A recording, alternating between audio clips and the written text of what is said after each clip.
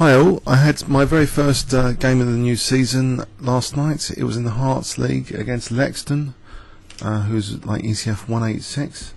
So I've got my all-time ECF grading at the moment, 199. I was black, and I think the instructive point of this game is about punch preparation. If you think of chess as a kind of boxing match, and positional sacrifices like throwing punches, or sacrifices in general like throwing punches, you know, how do you actually prepare punches? Sometimes it's better to prepare punches rather than throw them, because you could be off balance. You know, you could be offering more weakness than you're actually going to gain. So there's a kind of metaphor, and I think it's kind of expressed in this game that it was far too premature when I did throw the punch. So I'll show you what happened. So he played E4 and I played the French, and he played D3. And I thought, okay, this is going to be a solid battle. What am I going to do? I'm not particularly impressed with one system I've been trying in both Overboard and Blitz, which is after this Knight D2 move, to play a kind of trap-based system with an early Knight F6 and Bishop C5, with the idea of taking on E4. I don't particularly like that variation anymore. I'll just give you an idea of what I mean. So say here, Mike can play C3, so say takes, and then Knight C6, actually not in this position, because Knight G4, so maybe Bishop E2 in this position, or Bishop B5. So I just don't like the light squares. If black's going to play E5 later, I just think there's light square issues, and it's not a particularly exciting position for black. So that's one way of what could happen. So I chose a different system, one which I thought would be quite exciting, which would be to castle on the queen side. So I played C5 here, and now Knight C6. So my idea is just not castle king side, but wait for white to play E5. So I played B6 now, and I was a bit nervous actually, because I've been playing like too much bullet chess the night before. I was thinking, have I already tactically blundered here? Because C6 is a bit vulnerable. I was starting to get a bit paranoid about EDs and C4s, but I thought if Knight C7, I'm protecting this rook, and there isn't any major disaster on the diagonal. So the opponent actually played rook E1. There wasn't anything to fear there, I believe. So Bishop B7, safely protecting that C6 knight now. Now E5. So finally I provoked that E5. And now the idea is revealed. I played G5. All hyper-aggressive stuff so far. My friend on the next board, Alex, he was quite impressed with the opening.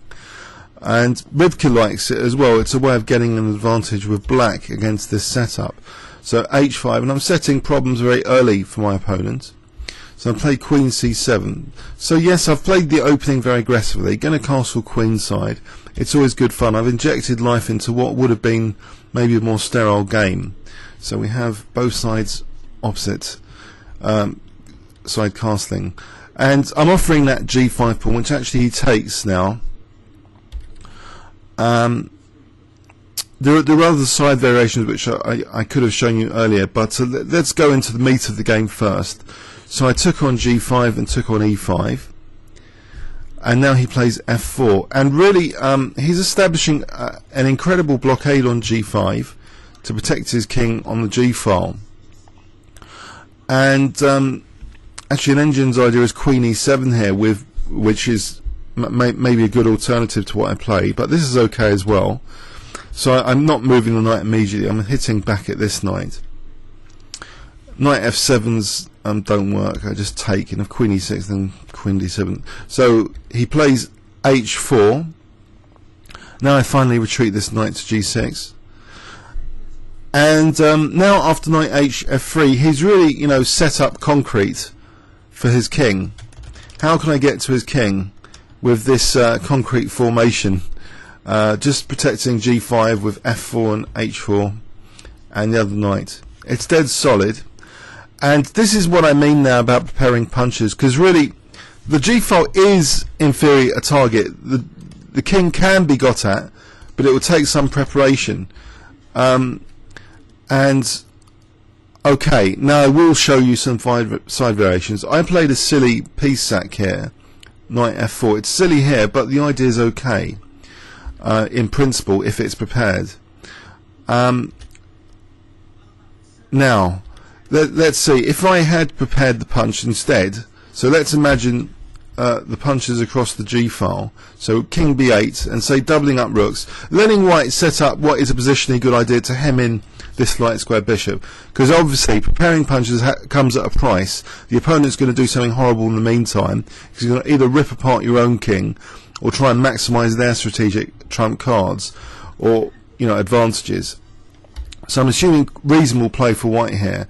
So say imagine the rooks are doubled against granite, this granite block on G5. Okay, this is still part of punch preparation, I would say. So now king h2, and now finally knight takes f4 here, and believe it or not, because of this latent pressure, this could really rip white apart in this kind of position. So here's an example variation. So the knight coming into the fray via e7 f5 maybe. So say bishop h3 to stop knight f5 among other things. Now d4 unleashes that bishop on the diagonal. So say queen h2. This would be an okay position, I think, as well. But there are other more promising side variations actually. If we go back, instead of king h2, let's say b4. Let's try and get this line. b4 here. So say white's trying to slaughter the black king. So say take on f4 again. So we have that latent pressure on the G file. And now f6. So say taking on e6.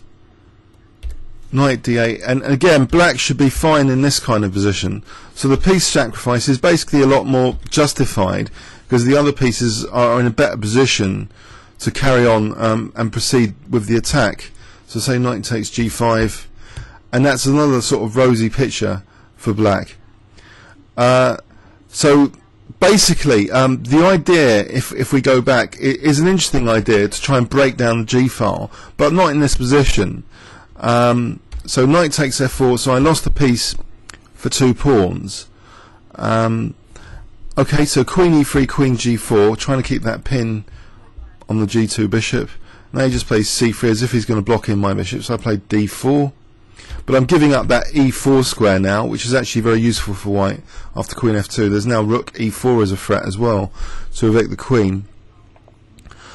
And here I should have again been preparing punches with just maybe takes and rook g7 and doubling up rooks. But again I play far too quickly, in a hurry, the attack.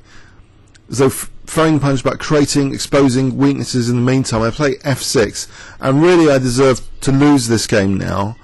This is technically a completely lost position, because after rook e4, very good move which he did actually play, because it puts the queen on the terrible square, actually on the f5 square. Now I wonder if you're white, and I give you 10 seconds, can you see a winning move for white here? So I'll flip the board to make it a bit easier. So white to play, and I'll give you 10 seconds here, starting from now.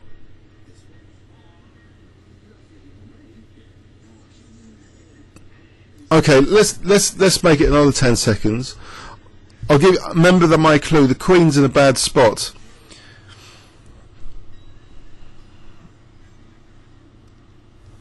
Okay, it's knight f7.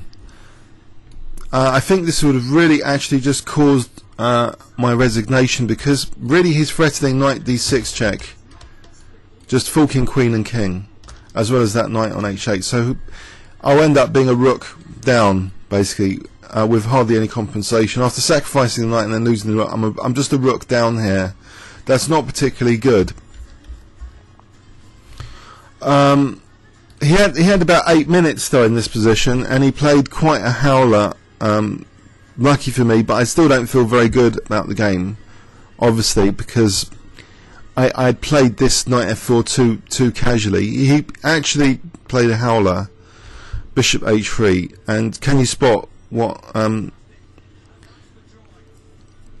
played here? If I give you 10 seconds, starting from now.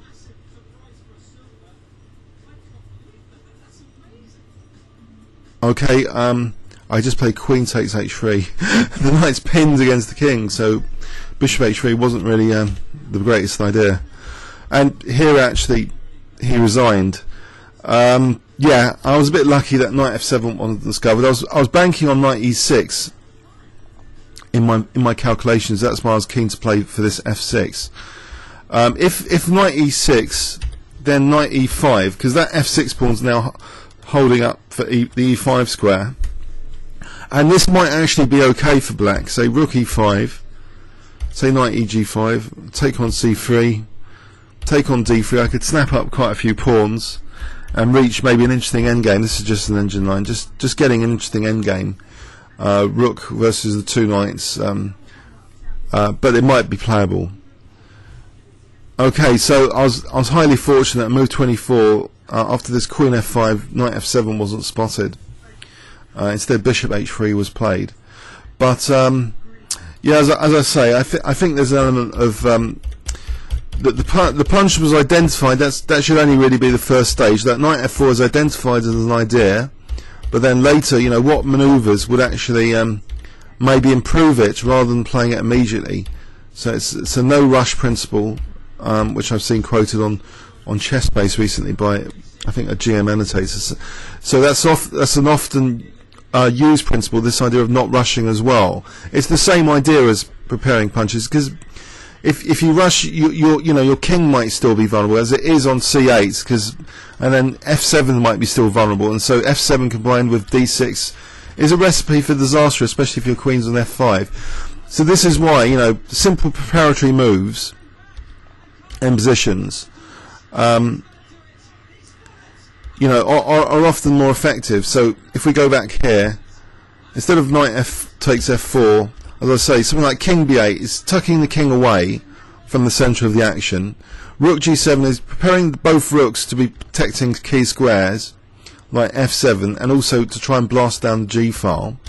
So the doubling of rooks, apparently, you know, a nonsense idea because it's all fortified. But the fortification is only illusory if it can be dismantled at any time with knight takes f4. So that's one of the key points. So say let's see, knight, or even here knight ge7 is another alternative. But let's look at this line with hg8 and dc5. So again here, knight takes f4. With the king more secure, the punch is more ready to play. There's no f7 infiltration. The rooks can do damage, and there can still be more manoeuvres to intensify pressure, like on h4. With this knight f5 being introduced, if white has to play bishop h3, then he's weakening the diagonal for this bishop as well. So all these guys are really doing things in this position, you know, probing these key weaknesses. So let's see queen e5 as an alternative here. Takes a knight f5. Again, look at the pressure now this position exerts. So say knight takes e takes f7, knight h4. Again, this will start to be looking really good for black. This continuation, which is another line I was looking at with engine. So this would be good compensation for the exchange. There's enough pawns here, and this just shows the dramatic difference simply between preparing a punch and throwing it prematurely. With the king, you know, on c8, it was a tactical target. With f7 so weak, with the rooks not doubled, things were just not ready for the knight takes f4 move that was played just prematurely in the game. So if there's anything to gain from that, I hope that was an instructive, lucky win for me. But obviously I deserve to lose that one. A shaky start to the season. I hope I can play a bit more solidly in the next game. Comments or questions on YouTube? Thanks very much.